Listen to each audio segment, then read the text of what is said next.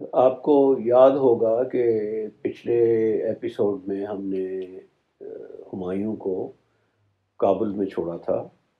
جہاں وہ ایران کے بادشاہ کی مدد سے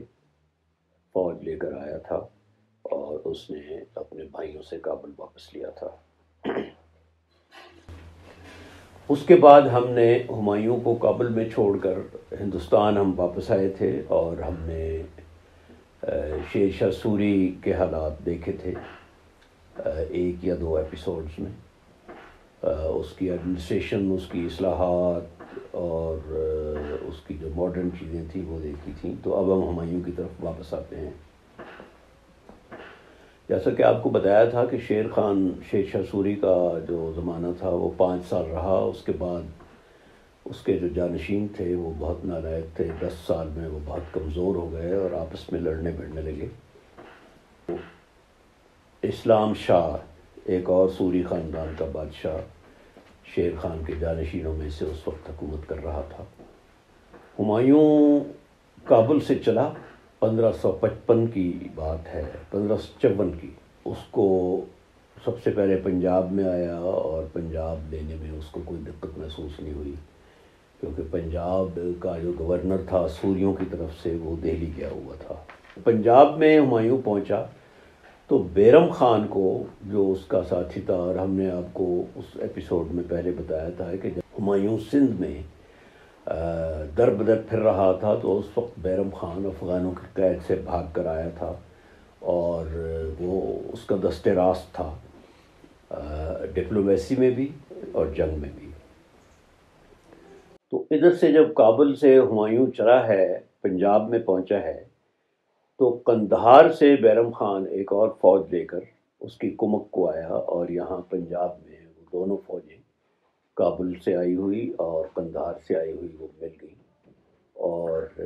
دہلی پر اور آگرہ پر قبضہ کرنے میں بھی مغلوں کو کوئی دقت نہیں ہوئی، کیونکہ سوری جو تھے وہ بہت زیادہ کمزور ہو چکے تھے، آپس میں لڑ بھڑ رہے تھے، اور انہوں نے کسی جگہ بھی مغلوں کا کوئی خاص مقابلہ نہیں کیا۔ کوئی برائے نام جھڑپیں ہوئیں، لیکن ہمایوں نے بہت آسانی کے ساتھ دلی پر قبضہ کر لیا، اور اس کے بعد وہ آگرہ جانے کی تیاری کر رہا تھا۔ لیکن جیسا کہ ہم نے آپ کو پہلے بتایا کہ جو ہمایوں کی نیچر تھی، تھوڑی سی کامیابی حاصل کرنے کے بعد پڑاؤ ڈال کر آرام کرنے کی، دہلی میں اس نے ایک خاص محل تھا وہاں جس میں شیر شاہ سوری رہا کرتا تھا، اس میں اس نے اپنی آبزرویٹری رصدگاہ قائم کی، جس کے اوپر چڑھ کر وہ ستاروں کا حال دیکھتا تھا، اور لائبریری کا اسے بہت شوق تھا، لائبریری بھی اس نے وہاں بنائی۔ ایک خاص دن وہ کچھ ضروری فوج میں اور اپنی حکومت کی ایڈمنسٹریشن میں وہ کچھ تعیناتیاں کرنا چاہتا تھا، پوسٹنگ ٹرانسفر کرنا چاہتا تھا، لیکن ستاروں کا حال دیکھ کر اپنے محل کی چھت پر گیا۔ وہاں جا کر اس نے باقی جو تھے ستارہ شناس ان کو بھی بلایا، دیکھا کہ زہرہ کی چال کیا ہے، تو اس کے مطابق انہوں نے کچھ تعیناتیاں کیں، اور پھر ہمایوں نیچے جانے کے لیے جب سٹیر کیس میں، سیڑھیوں میں یعنی ممٹی میں گیا، تو سیڑھیاں نیچے اتر رہا تھا کہ اس کو اذان کی آواز سنائی دی، اور اذان کی آواز سن کر وہ بیٹھا اذان کے احترام میں۔ لیکن عین اس وقت جب وہ بیٹھ رہا تھا تو اس کا جو لمبا چغا اس نے پہنا ہوا تھا، چپان کہہ لیں یا چغا کہہ لیں، جو شاہی قبا تھی اس کی، وہ اس کے پاؤں میں الجھی، اور وہ سیڑھیوں سے گرا، اور بدقسمتی سے وہ سر کے بل نیچے آیا اور بے ہوش ہو گیا۔ جتنے بھی وہاں اطباء تھے، ڈاکٹر اور طبیب، وہ فوراً جمع ہو گئے، انہوں نے اس کا علاج شروع کیا۔ وہ کبھی ہوش میں آتا، کبھی بے ہوش ہوتا۔ بہرحال ایک دفعہ ہوش میں آ کر اس نے یہ کہا کہ مجھے تقدیر کا فیصلہ منظور ہے، اور اس کے بعد اس کی ڈیتھ ہو گئی۔ تو بہت تھوڑا وقت ملا اس کو، اپنی بادشاہت اس نے ریسٹور تو کر لی۔ اس وقت بیرم خان اور اکبر دونوں پنجاب میں تھے۔ جب تک اکبر تخت نشین نہیں ہو رہا تھا، تب تک جس طرح کہ ہمیشہ ہوتا ہے، آپ نے سے بہت سو جن کو ترکی کی سلطنت عثمانیہ میں دلچسپی ہے ان کو بھی یاد ہے کہ جب ایک خلیفہ مرتا تھا تو کچھ عرصے تک اس کی وفات کی خبر چھپائے رکھتے تھے تاکہ سلطنت میں ہنگامہ برپا نہ ہو۔ تو ہمایوں کی ڈیتھ کی اطلاع بھی جو اس کے خیر خواہ تھے، خاص طور پر پنجاب میں بیرم خان اور دہلی میں جو دوسرے لوگ تھے، انہوں نے اس کو چھپائے رکھا۔ اور ایک اور ملا صاحب تھے جو ہمایوں کے کچھ ہم شکل تھے، ان کو وہ ہر روز اوپر بالکونی میں جا کر وہ عوام کو درشن دیتے تھے۔ جیسے وہاں رواج تھا کہ ہر روز وہ بادشاہ جھروکے میں درشن دیتا تھا اور رعایا سامنے کھڑی ہوتی تھی، تو وہ تاکہ لوگوں کو پتہ چلے کہ ابھی ہمایوں زندہ ہے۔ اس عرصے میں پنجاب سے یہ اکبر اور بیرم خان، اکبر اس وقت 13-14 سال کا تھا،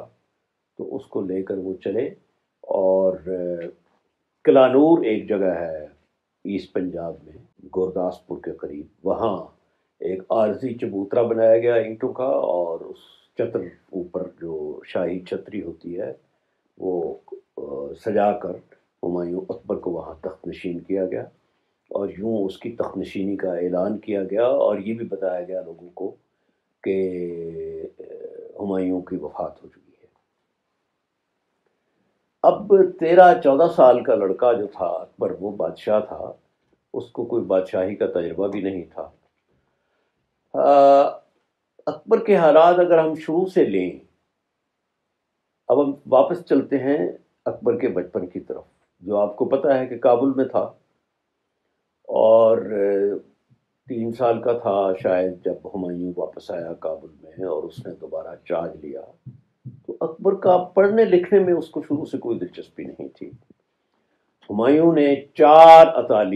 4 ٹیوٹر مقرر کیے اس کے پڑھنے کے لیے، لیکن وہ کبھی ان ٹیوٹرز کے ہاتھ نہیں آیا۔ اس کے شوق کیا تھے؟ اس کے شوق تھے کبوتر رکھنا، کبوتر اڑانا،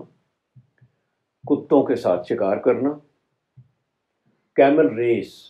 اونٹوں کی ریس، اونٹوں کی دوڑ جو تھی اس میں دلچسپی لینا، باز اور عقاب لے کر اس کا شکار کرنا، خرگوش رکھنا، اور گھوڑے دوڑانا،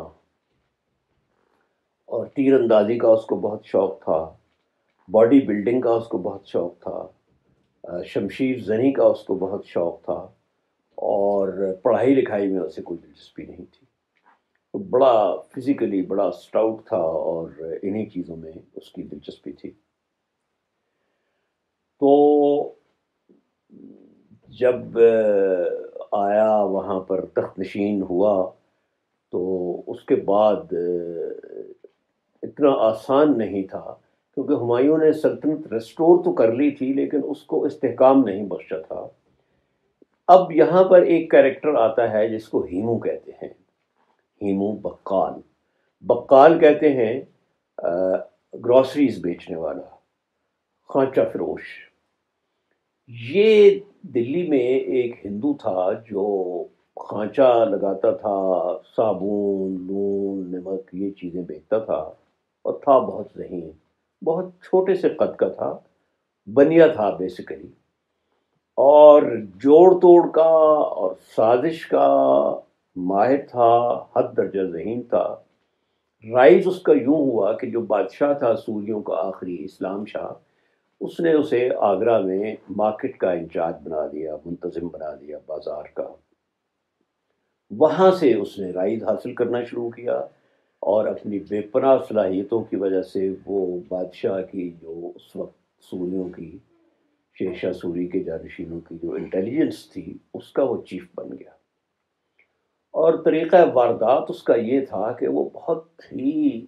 عاجزی کے ساتھ سارے کام کرتا تھا۔ کبھی کسی کو شک نہیں ہوا امراء میں سے، درباریوں میں سے، بادشاہ میں سے، کہ یہ درمیان میں اپنا کام کیے جا رہا ہے۔ وہ ہر ایک کے ساتھ عاجزی سے پیش آتا، میں آپ کا نوکر، میں آپ کا تابعدار، اور ہر وقت بادشاہ کی غلامی، اور پیسہ وہ بنایا جا رہا تھا۔ بہت اس نے دولت اکٹھی کر لی، اور پھر آہستہ آہستہ اس نے بادشاہ کو یہ بھی قائل کرنا شروع کر دیا کہ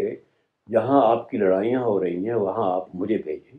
میں ان کو فتح کروں گا۔ وہ بظاہر تو کمانڈر بھی نہیں تھا لیکن ذہین بہت تھا۔ اور تاریخ کی عجیب ستم ظریفی دیکھیں کہ ایک دفعہ ایک راجا نے جب اسلام شاہ کے خلاف بغاوت کی تو بادشاہ نے ہیمو کو بھیجا اس کی سرکوبی کے لیے، بغاوت کو فروغ کرنے کے لیے۔ اور ہیمو کا نام سن کر وہ جو راجا تھا باغی، اس نے اتنا حقارت کے ساتھ سلوک کیا ہیمو کے ساتھ آئی ہوئی فوج کا، کہ اس نے اپنے ایک نوکر کو جو اس کے استبل کا انچارج تھا اسے فوج دے کر بھیجا کہ یہ کیا چیز ہے، اس کو تو میرا جو استبل کا انچارج ہے نوکر وہی قابو کر لے گا، اور خود وہ شکار کو چلا گیا۔ خیر وہ ہمیشہ پچھتاتا رہا بعد میں، کیونکہ ہیمو نے اسے شکست دی۔ اور آپ حیران ہوں گے کہ اس چھوٹے سے ان امپریسو آدمی نے، ہیمو نے، اسلام شاہ کے لیے 22 لڑائیاں جیتیں، اور یوں وہ ایک جرنیل کے طور پر مشہور ہو گیا۔ اب جب ہمایوں واپس آیا